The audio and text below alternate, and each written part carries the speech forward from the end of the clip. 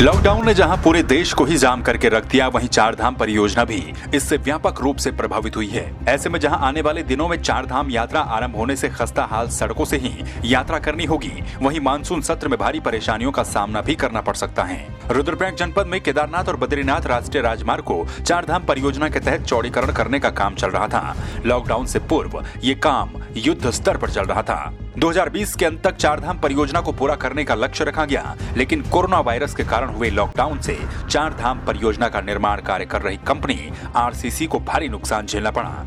वहीं इससे निर्माण कार्य भी प्रभावित हुआ। आलम यह है कि कंपनी को यहां पर मजदूरों को बुलाने की अनुमति तक नहीं मिल पाई।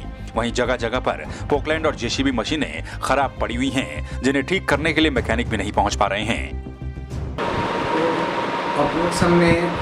जो है रुद्रप्रयाग डिवीज़न में जितना हमारी लेंथ रुद्रप्रयाग डिवीज़न में है, उसमें हमने 60% अचीव कर लिया।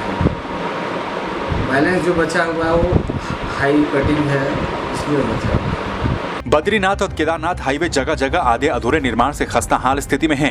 हालांकि बद्रीनाथ हाईवे पर आरसीसी कंपनी के द्वारा 60% कार्य पूरा कर दिया गया, लेकिन मजदूरों को अनुमति न मिलने के कारण आगे का काम ठप पड़ गया है। कंपनी के प्रोजेक्ट मैनेजर का कहना है कि मार्च से जून तक के महीने डामरीकरण और निर्माण के लिए उत्तम रहते हैं और इन्हीं महीनों में मैन पावर न होने के चलते काम धीमा है। हालांकि अब जिलाधिकारी वंदना चौहान ने कहा है कि मजदूरों को वापस लाने की अनुमति प्रशासन के द्वारा दी जा रही है। आगामी चारधाम यात्रा जो 1 जुलाई से भी संभावित हो सकती है, जैसे भी शासन से निर्देश प्राप्त होते हैं आगामी चारधाम यात्रा को संचालित किए जाने के संबंध में।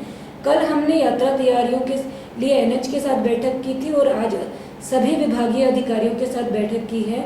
एनएच के द्वारा जिन मजदूरों को, श्रमिकों को लगाया जाना है, उनकी अनुमति के लिए आवेदन कर दिया गया है, उनको अनुमति भी प्रदान कर दी गई है। जिलाधिकारी कार्यालय से किसी भी प्रकार की उनको कोई समस्या नहीं है।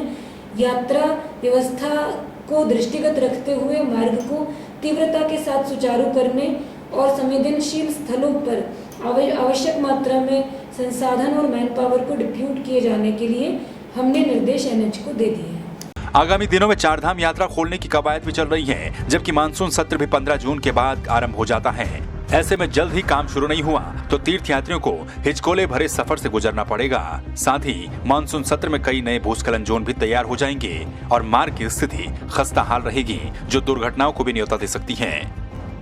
संवाद 365 के लिए रुद्रप्रयाग से कुलदीप राणा की रिपोर्ट।